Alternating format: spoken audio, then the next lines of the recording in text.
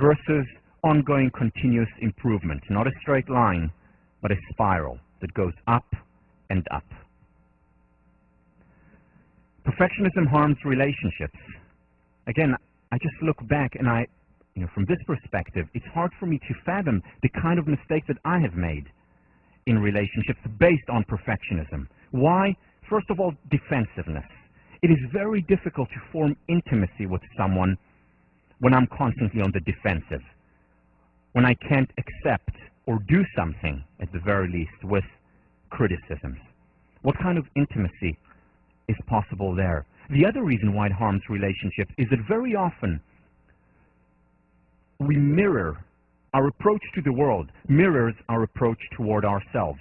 So if I'm a perfectionist and expect perfectionism, a straight line for myself, I will expect the same from others, whether it's my partner, whether it's later on my children or friends. And now, as we, I think, established before, there is no perfect person. Now, it may seem perfect when we first meet, and during the honeymoon phase, it is perfect. He or she is perfect. But beyond that, suddenly, we begin to identify flaws. Hey, that's not the person I thought I got together with initially. Yes, of course it's not, if what I expected is Barbie or Ken, a straight line. But it's a human being. And if I expect perfectionism from the other, I will inevitably be disappointed. And that leads to frustration, lack of acceptance toward the partner, and very often, usually harms the relationship. Versus ongoing growth of the relationship. As we'll talk about when we talk about relationships, the ideal relationship is not a relationship that's devoid of failure, that's devoid of disagreements. The ideal relationship is one where there is mostly good stuff, but there is also disagreements, disappointments, fights. That's actually healthy. It helps the relationship become stronger over time. The issue is of degree. How much positive versus negative do you have in the relationship? The issue is not of having only positives and no negatives. That's not a healthy relationship. That's a relationship where there is a lot of suppression and repression at best. Perfectionism leads to anxiety, leads to stress. There's always the fear of failure versus excitement, what Peter Senge calls creative tension. But what about performance? What about the no pain, no gain mantra that's drilled into our minds constantly? I mean, we know, self-evident, that we need to work hard in order to succeed. So shouldn't I be a perfectionist? And one of the main reasons why people don't give up this schema is because they think this is the fastest way, most efficient way to success. But it turns out that that's not the case. That actually, the person committed to excellence is more successful in the long run. And there's a lot of research that illustrates this. Let me share some of it, or some of the reasons.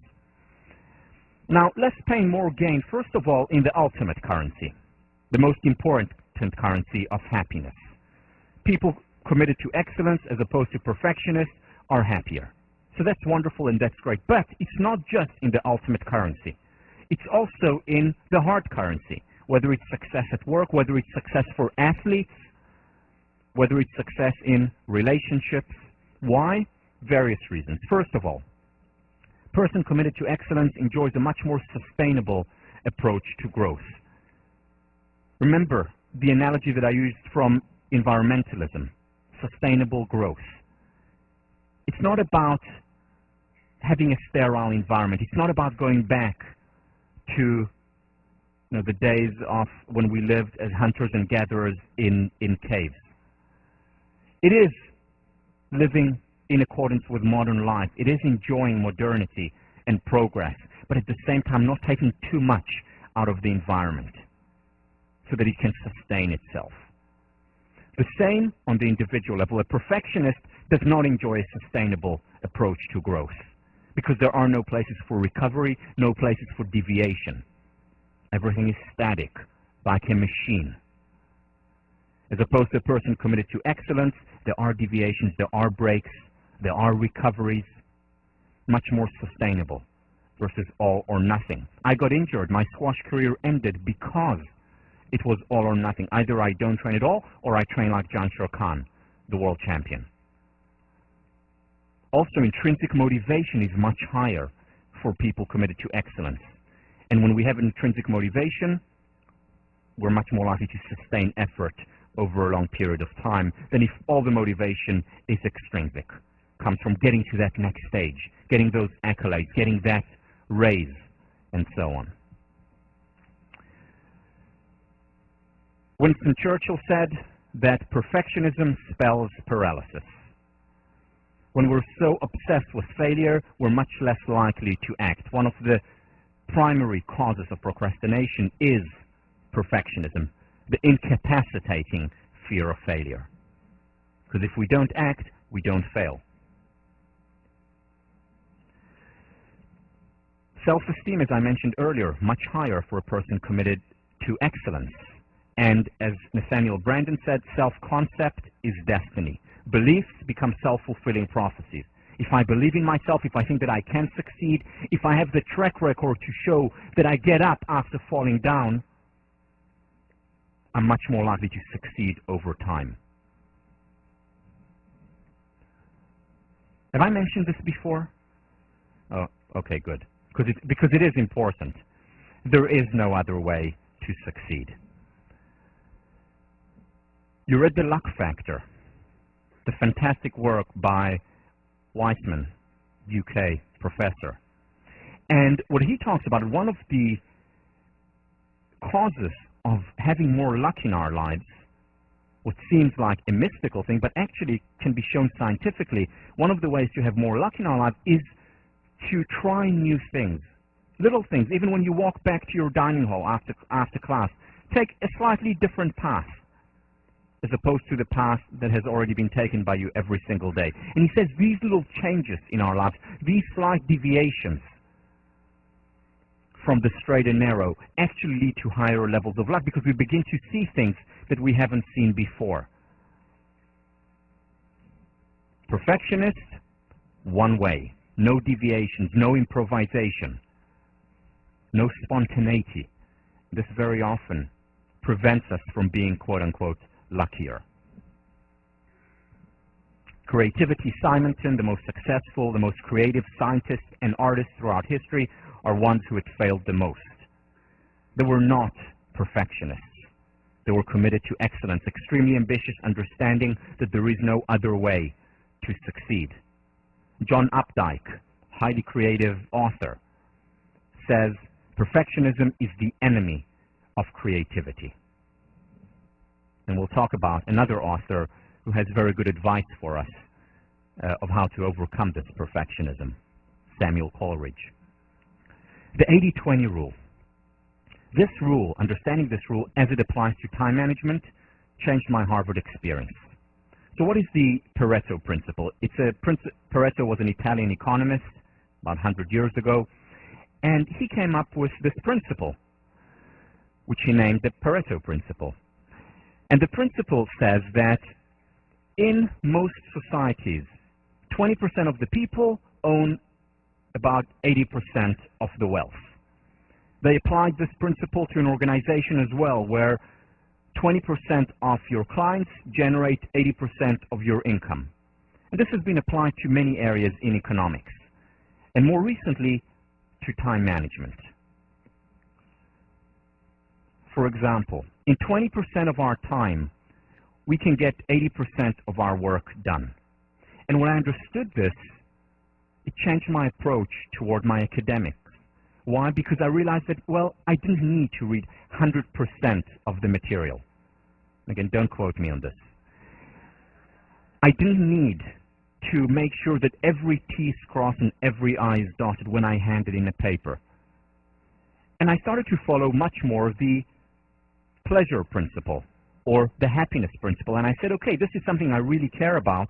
For example, I don't know if the class is still offered now, Lit Arts C14 Heroes, still offered now. One of my favorite classes as an undergrad. And It's not a very difficult class. I could do very well in it without putting too much work in it, but I spent about 50 hours on my final paper because I wrote about a topic that I really, really cared about. And I didn't get an A for it, which didn't make sense to me, but I still put in so much work in it because it was fun. Whereas other classes that I enjoyed less, I put in what I needed in order to get what I thought was enough. Not all or nothing. Either I study and get a straight A, or I don't study at all. Another class, I don't know if it's still taught, Lit and Arts, again, fairy tales with Maria Tatar. She teaches another class now. I had a crush on her when I was an undergrad. I can't believe I just said that aloud. So, yeah, she said no.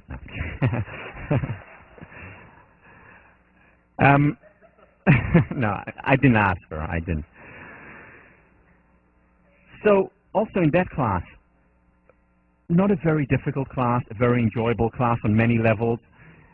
And again, put in a lot of work into a paper there that, by the way, ultimately became the topic of my dissertation on self-esteem.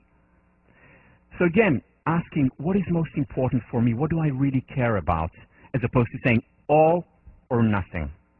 Now, my grades actually did go down slightly as a result, but really very little, because I was employing the 20-80 rule. 20% focus on what's important and got 80% of the work done. And I became so much more successful in other areas of my academic career because suddenly I had more time to play squash and enjoy my squash practice. Suddenly I had more time for socializing, for sitting in Lowell House and having a 2.5-hour dinner starting at 5 p.m. just based on that. Another application of the 80-20 rule. All of us have different times during the day when we're most productive. In fact, in 20% of the day, we get 80%, potentially 80% of our work done, depending on whether we're morning people or night people. There are people who get up in the morning at 6, 7 a.m. and they're ready to go.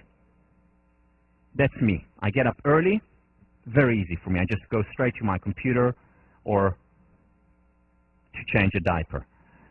Very early in the morning, first thing, no problem. At night, by 9, 10 p.m., complete zombie. And there are people who are the opposite, can stay up till 2, 3, 4 a.m. in the morning, and that's when they're at their freshest. And by the way, it has to do with our internal biorhythms, internal circadian rhythms. Because there are some people for whom no one is exact, or very few people are exactly 24 hours rhythms. We're usually either somewhere between 23 and 25. So for people whose circadian rhythm is 23 hours, they get very tired at night, but then they wake up very fresh in the morning. Whereas people who are closer to 25 need that extra sleep in the morning. And it's for those people that I have this class at 11:30. I know it's early, but thank you for making the effort. When I got to college, most students were studying late at night. My roommates were studying late at night, starting at about 10 and going to, midnight or 2 a.m. in the morning. And that's where they're most productive. I wasn't. And then I would get up in the morning and I was tired, exhausted, couldn't really focus at night. And when I heard about this productive hour, I changed my day. And I went to sleep early. So when my roommates started to study, I actually went to bed and got up really early when my roommates were still asleep and got my work done early in the morning, and then went to my 11 a.m. class after I'd gotten my work done. And in 3 hours in the morning, I got much more done, more productive, more creative, much better retention than I did late at night. These two things, as I mentioned earlier, really changed my experience here. Getting so much more in far less time. Not the perfectionist approach, the pursuing excellence approach. You read about flow, Mihai Csikszentmihalyi, who talked about flow as being peak experience, we enjoy it the most, and peak performance. We perform at our best, defying the no pain, no gain formula. And when do we experience flow? not when we experience high levels of anxiety, as the perfectionist often does, not when we're bored, but when it's the optimum levels of arousal, when we're excited. A person committed to excellence is much more likely to experience flow than a person who is constantly afraid of failure, constantly obsessed with failure, constantly thinking about what if I fail.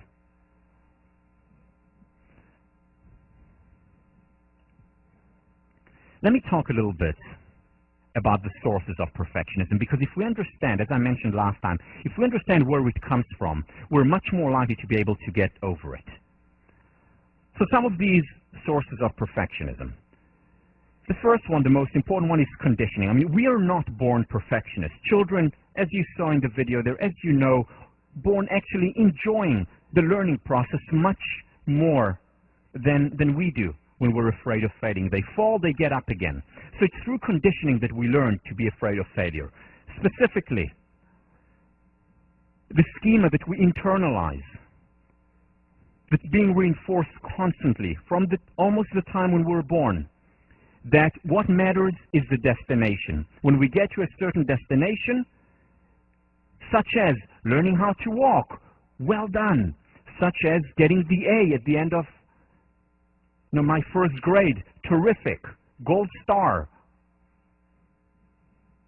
It's the destination that's rewarded, and after a while we begin to internalize this schema, and we begin to believe that we're accepted when we achieve a certain completion.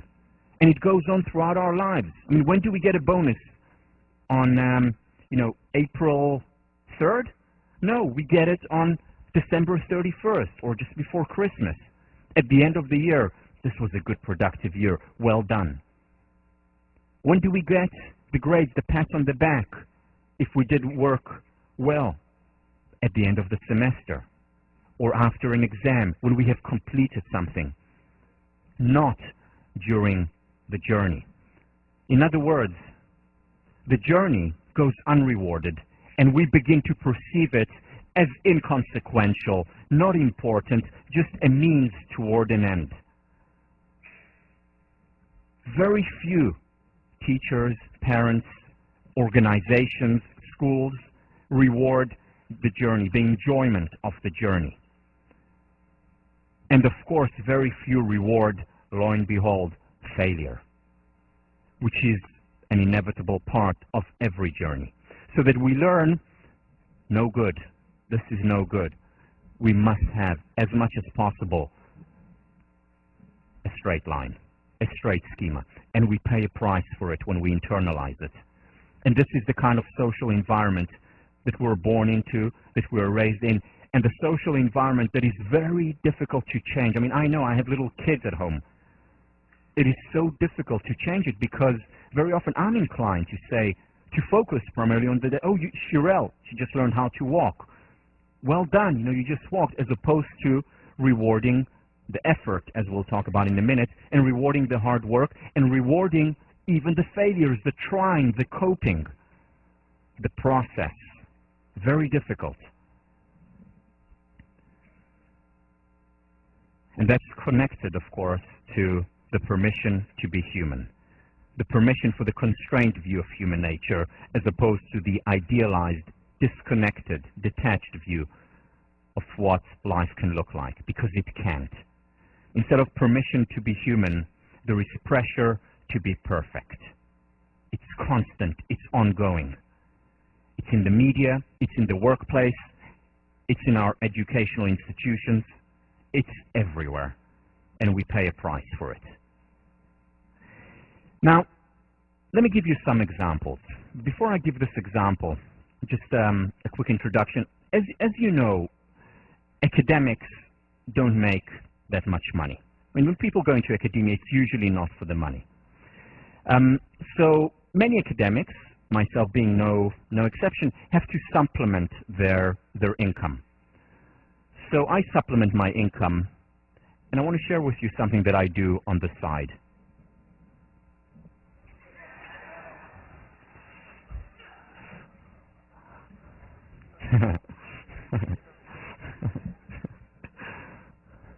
Yeah. My glasses, it's just to hide the the abs. Yeah.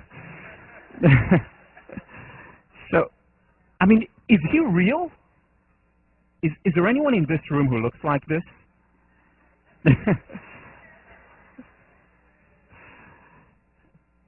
Yeah, I didn't mean for you to answer that question.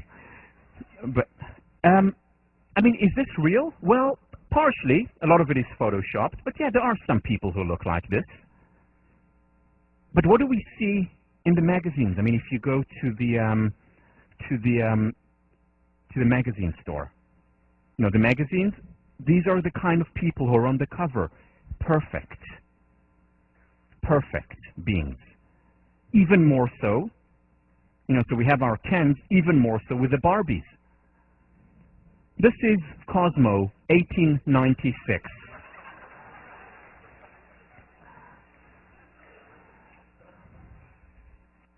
Yeah, I never procrastinate. I just do a lot of work on Google Image. So, look at this. The progress of science. Some examples of recent art. Just like Cosmo today, right? Well, so look at this. Sex goddess secrets. I mean, it's not even sex human secrets. That's not good enough. Look at the standards that are set for ourselves. How am I ever going to match that? Or here, oh, I didn't see that. The naughty things, 30% of, I should read that. Yeah, but that's not what I wanted to point to. I actually wanted to point to this. How to get ahead fast. As fast as you can, right? There's no time. Or this. Never have a zit again. I mean, I still have zits. I'm 37. How do they do that? Again, unrealistic models.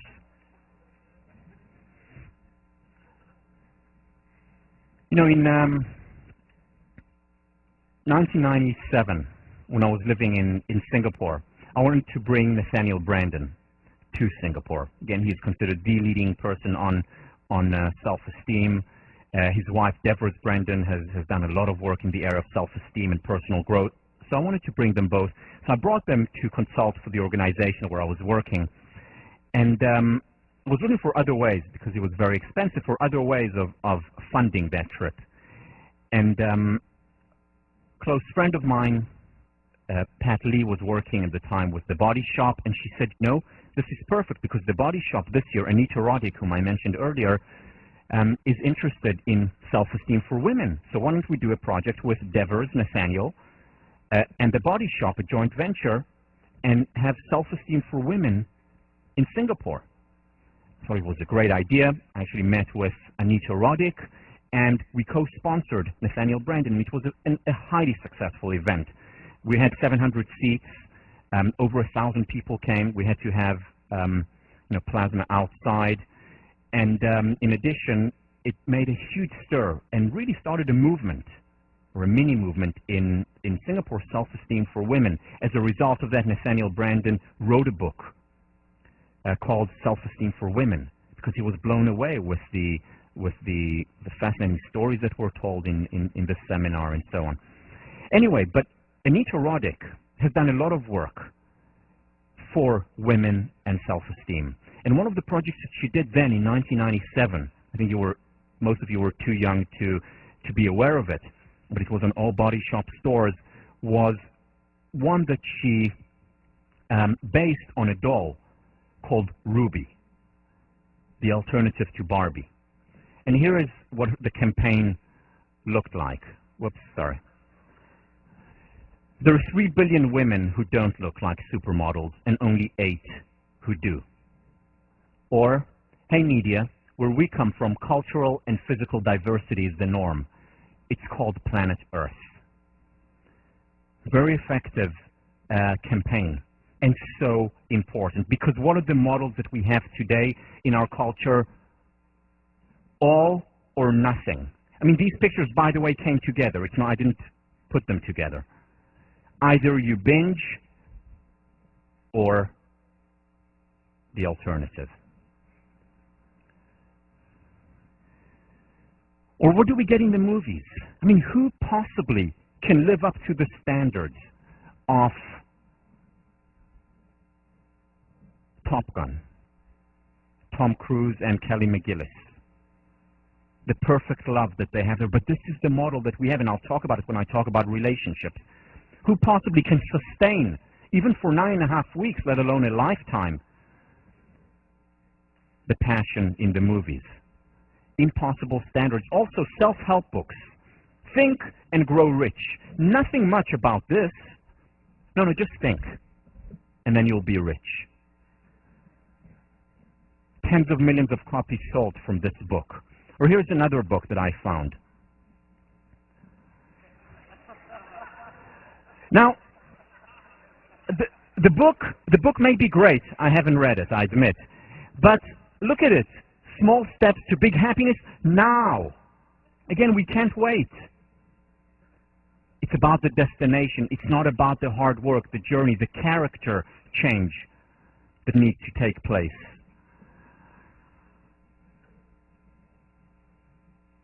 And there is something else. There's something else that leads to perfectionism. And this is research that you've already read about. And this is great work done by Carol Dweck, who's now at Stanford. Here is her study, because you see, what she illustrates is that not all praise is good. Telling a kid you're wonderful, you're terrific, you're great, no matter what, indiscriminately, you're so smart, you're so amazing, my little Einstein, that's not always good. That may be harmful in the long run. And it may create the perfectionism schema. So let me share with you one of her studies. And again, I think you've already read this. So what she did was going to a group of 10-year-olds and randomly divided them into two groups. The first group did a puzzle which they completed successfully, each one individually. And at the end, for each one, when he or she completed the puzzle, she would say, wow, you're so intelligent, so smart. And of course, they felt good about it. Terrific. The second group did the exact same puzzle, succeeded, did well, and at the end of it said, wow, you put so much effort into it. You worked so hard. Again, randomly divided into these two groups. One, smart, intelligent. One, effort, hard work. And then she had a second part to the study. In that second part, the participants had to choose between two puzzles. One puzzle, they were told, was relatively easy, one they could do well. The other one was extremely hard, but they could really learn a lot from it. From the group that was told that they were smart and intelligent, 50% chose the easy one, 50% chose the hard one, where they could learn a lot. From the group that was told that they were hardworking, that they put in a lot of effort, 90% chose the hard one, the one that they could learn from. So this was part 2 of the study. Part 3, she brought them in again, and this time had them take or do a puzzle which was very difficult, which was essentially unsolvable. And she wanted to see the reaction of the two groups. The group that was told how smart they were, how intelligent they were, that group didn't persist much and experienced a lot of frustration, and then would give up very quickly on that puzzle.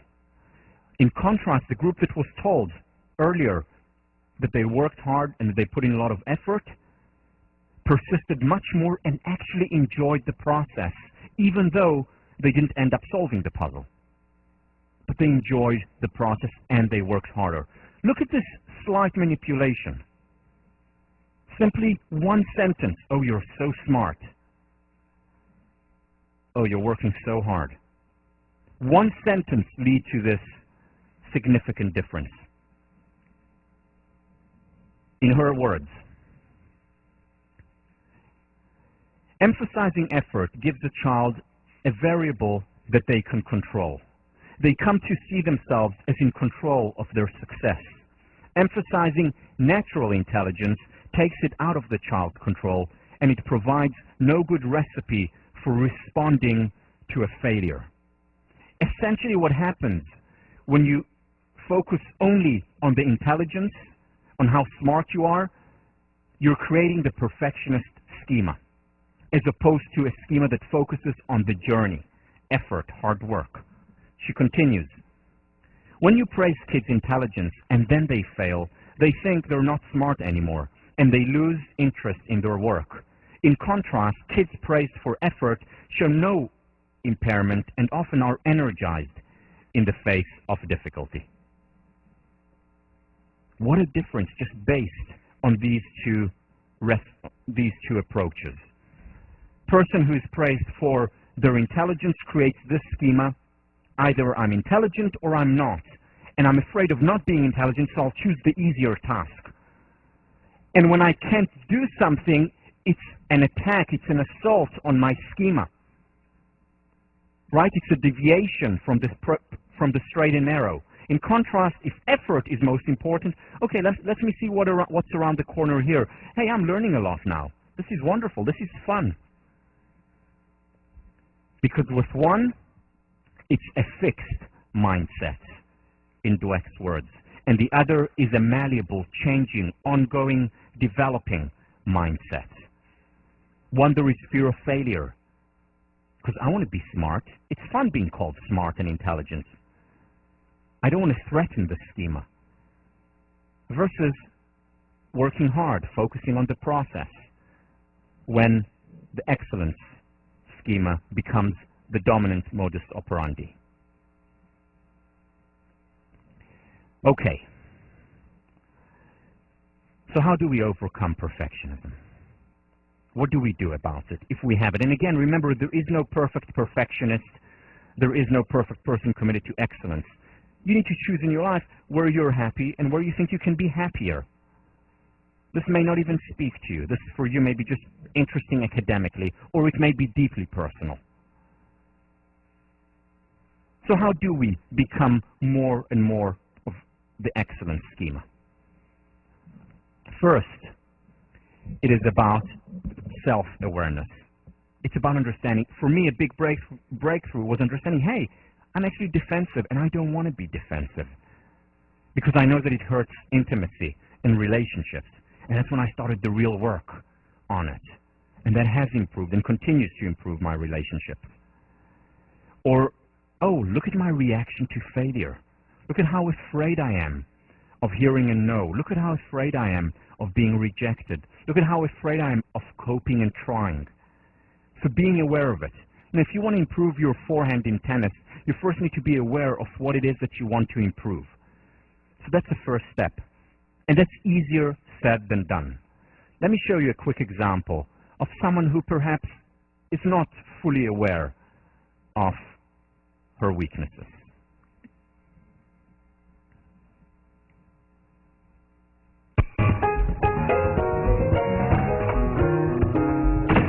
Hey, Jackie Brown.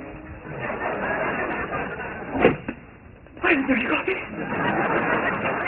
Same reason you don't have a wife and 3 kids. It's the way God wants it. Damn it, this is an office. There should be coffee. Hey. Why don't you save your anger for the bedroom where it belongs? Why don't you go see your little coffee cutie, huh? Your latte lover? Mr. Jock full of nuts? He quit, all right? What is this, a freaking inquisition? Can a guy have a nice hot cup of coffee when he wants, or do we all live in tea land where it's the capital of crime to even say the word coffee? Okay, Jitterbug, get a hold of yourself. Don't tell me to get a hold of myself. Fine.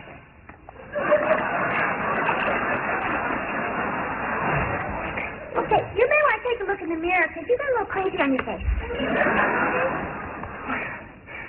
What's happening to me? I'm no expert, but I think you have a little addiction problem.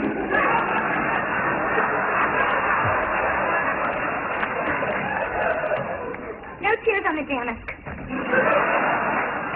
Addiction? Oh, no. No, I don't have an addiction. Thank you very much.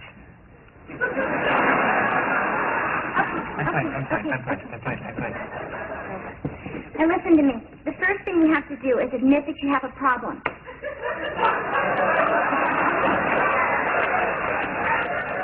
Because if you can't even recognize the signs, well, you are really in sorry shape. Why are you so good to me? Karen, I can't do it. I'm hooked on the junk. Well, honey, if it'll help you, I'll do it with you, okay? I'll take coffee too. Yeah, it won't be easy, but every morning when I wake up, I'll just have to get used to drinking my Bailey straight. It'll still be the best part of waking up. Okay, Karen. Okay. Together we can do this. Let me just have one last cup. No. Half a cup. No. How about you drink a cup and I'll lick your tongue? Tempting, but no. Listen. Okay. When will the lamb stop screaming?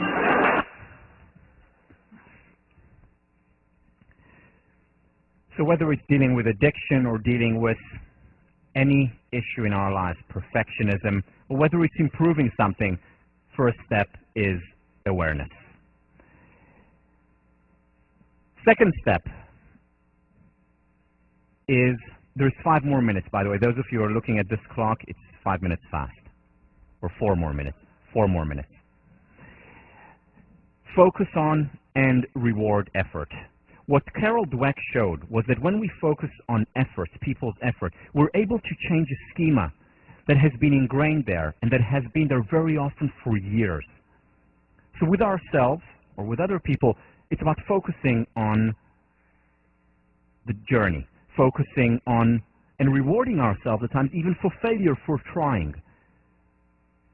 And within a few hours, what Carol Dweck has seen, teaching people that their mind is malleable, teaching them actually about neuroplasticity, that it's not fixed, we can bring about change.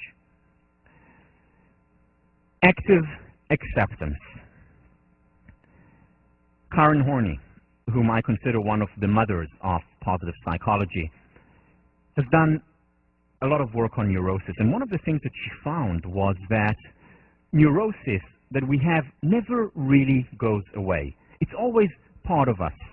It becomes more manageable, but it's always there. And perfectionism, at the extreme, is a form of neurosis.